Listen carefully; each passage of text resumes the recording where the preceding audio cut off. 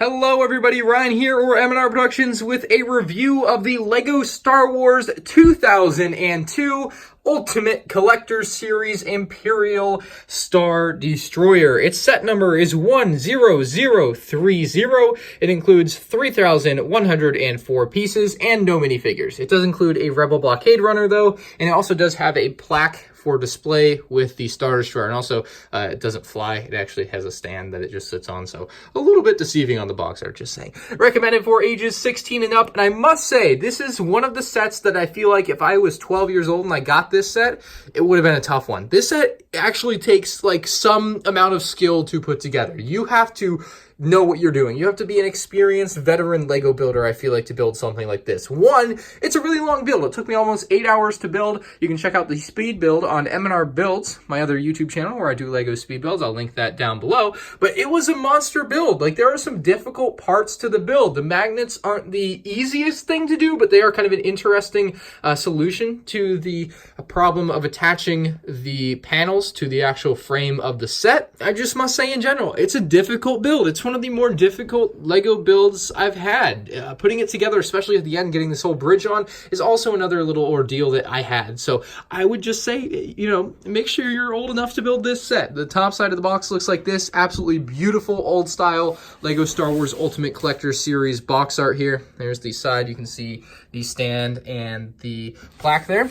And we'll flip around to the other side here. Just kind of the same image. The back side of the box shows off all these small little details up close, and it tells you what they're called. We got the deflector shield dome, we have the ion cannon, we have sensor rays, we have turbo laser turrets, we have main engines and emergency engines, Rebel Blockade Runner. And then we have more information about the Star Destroyer itself on the left here, which you can pause and read if you want. The bottom of the box is going to contain our UPC code, as well as some other just general information. Flip that around for you to make it a little bit easier to read. Much like the actual set and the box, the instruction manual is also huge.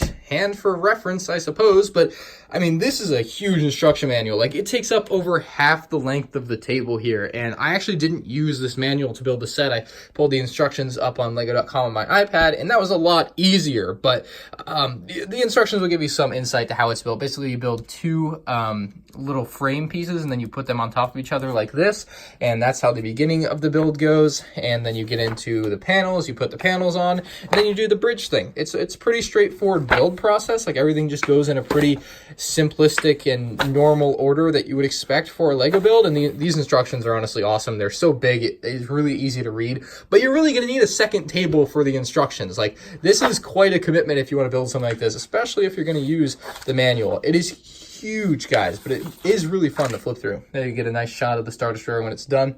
There it is in like the CGI. And then the back side of the instruction manual looks kind of like the back side of the box with all that information.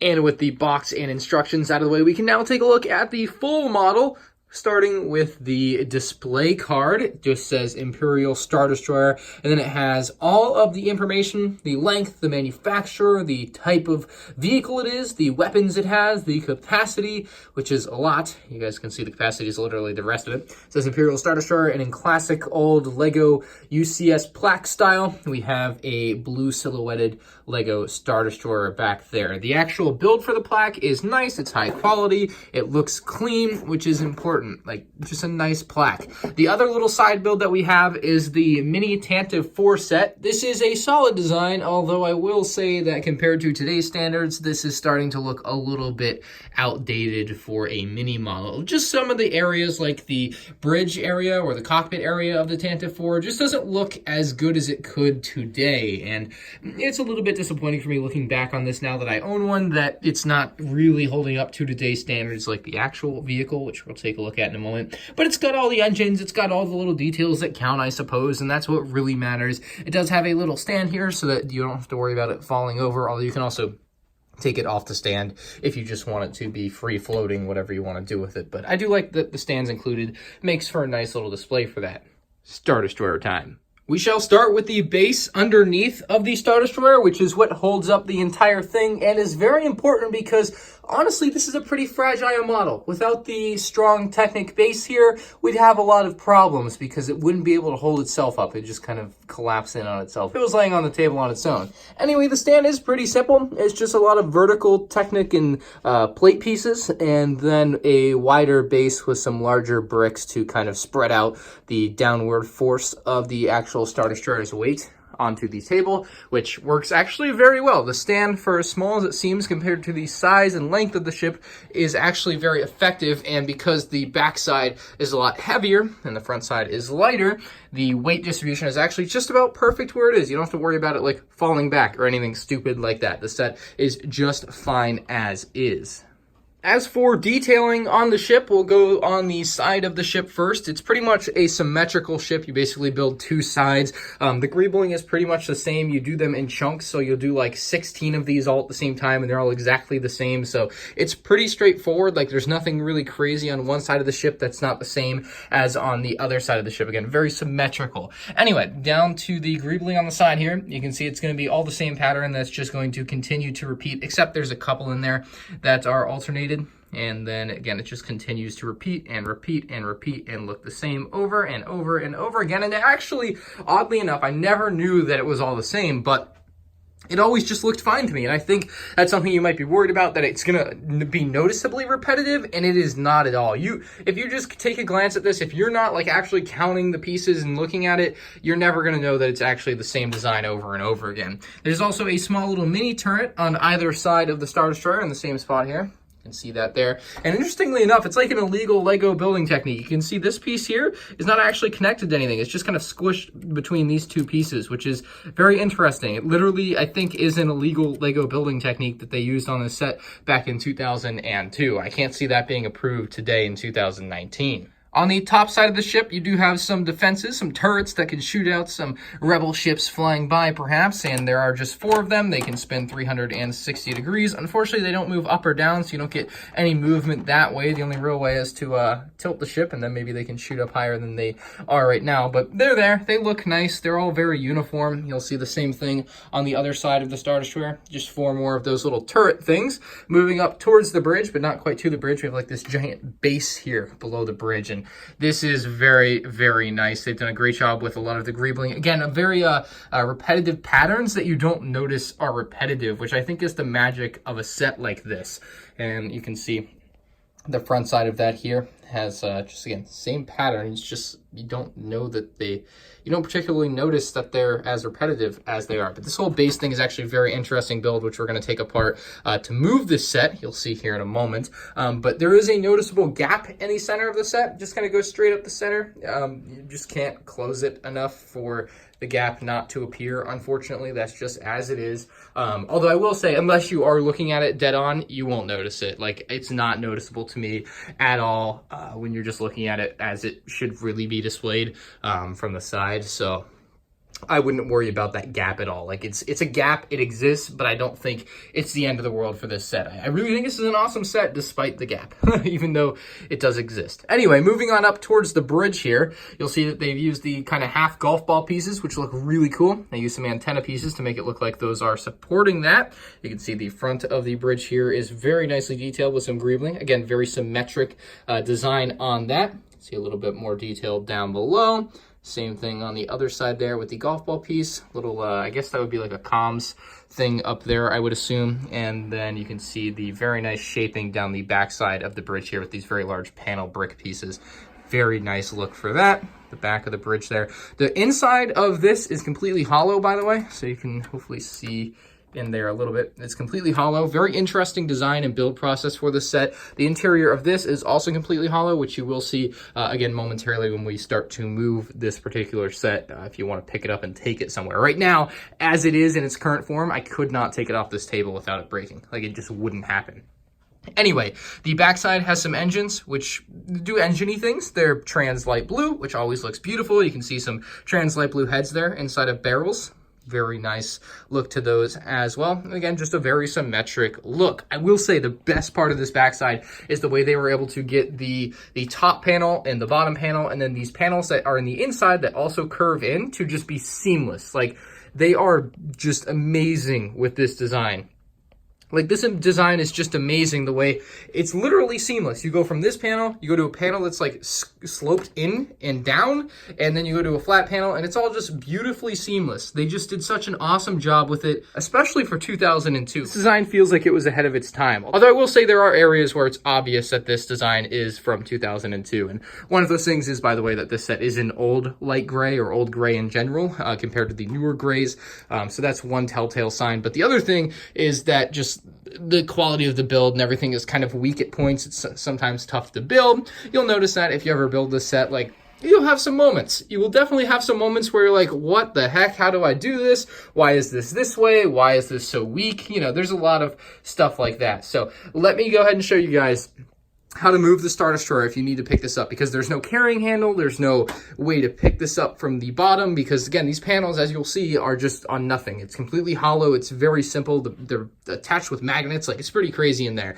So I'll show you how to open this up. Moving this set is a monumental task. Like, you actually have to do work to move this set. So the first thing you're going to have to do is you're going to have to pull this top piece off. It has the bridge and these like top panels to it. So this whole thing comes off, and we're just going to place that down on the ground over here. Then you'll have to pull the next section off, and you're going to want to be very careful because you definitely don't want to break it. Usually grab it, get a good grasp on the inside there. Make sure you get a support underneath. Very large piece coming off here, and we'll take this and put it out of the way as well. So now that the whole bridge section is removed, you can actually pick this set up as is. You can flip this back if you want to, makes it a little bit easier, but this really is just there to kind of rest there, and that holds up the entire bridge area.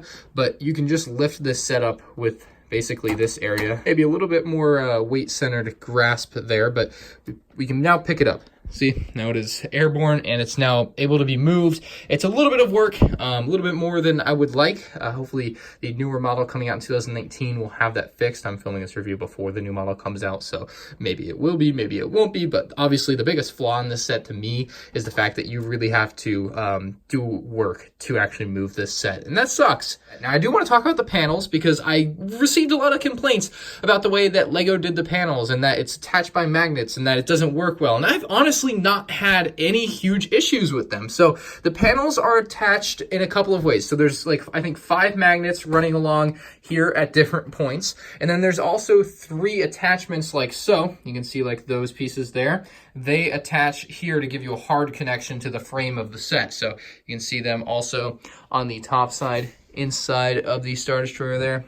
So that's how it's attached. So if you want to take it off or flip it open, you do have to pull it off of the magnets like so, and you can see the magnets in there. That's how it is attached. Magnet, magnet, magnet, and when you put it back down, all of the magnets will reattach. But you can see the interior is completely hollow. You have this little section here, which is basically the cutout where you can let the Tantive be pulled in by the tractor beam, although there is no interior for the Tantive to be pulled into. But this gives you a real good look at the interior of this set, the frame, and really what makes up a bulk of the inside of the set is just big Technic pieces to kind of run everything together. But the magnets, for me, they hold together pretty well. They aren't an issue at all. The panels aren't going anywhere. I haven't any problems with that. So I can't say that's been an issue for me personally. I think the magnets are actually a very unique and interesting solution to what I'm sure was a pretty big problem for them designing this set. I really wonder if there were any other iterations of this set where they were able to connect it with bricks. Although I also wonder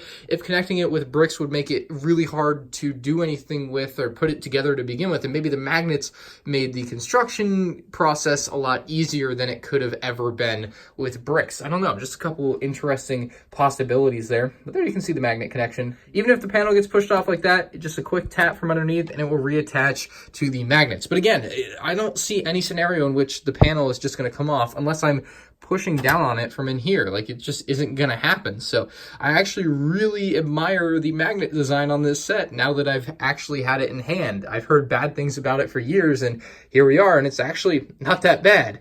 The set, by the way, does measure over 3 feet long, which is insane. The set is huge. I feel like I kind of glossed over that, but yes, this set is huge. Let me reattach the bridge and give you my final thoughts though. Overall, I'm going to give this set a 9 out of 10. I am in love with the 2002 UCS Imperial Star Destroyer. Again, like I said, it's absolutely enormous. It takes up almost that entire table there. The plaque is nice. The Tantive IV is very nice, although the design is starting to look a little bit outdated. The design of the Star Destroyer is almost perfect, bar the slight gap down the center of the ship. But again, if you're looking at it from any angle besides dead on, you're going to be just fine, and you're going to have a fine time displaying this set. It's going to be a very nice conversation piece, I might say, if you put it out in the living room or something. Like, it's giant. Like, God, I can't even get over it. It's the biggest Lego set I have now. It's a longer, I think, than the Millennium Falcon. Like, it takes up an enormous amount of space. Like, UCS Sandcrawler looks dwarfed to that. Like, you get the point. This thing is huge, right? So, really cool set. Really awesome. I did pay about $530 for this set compared to the $300 retail, but I think I got a pretty good deal. Let me know your thoughts on this set down in the comments section below. Check out my speed build of the UCS Imperial Star Destroyer on M&R Builds, and I'll see you guys in the next video. Peace out.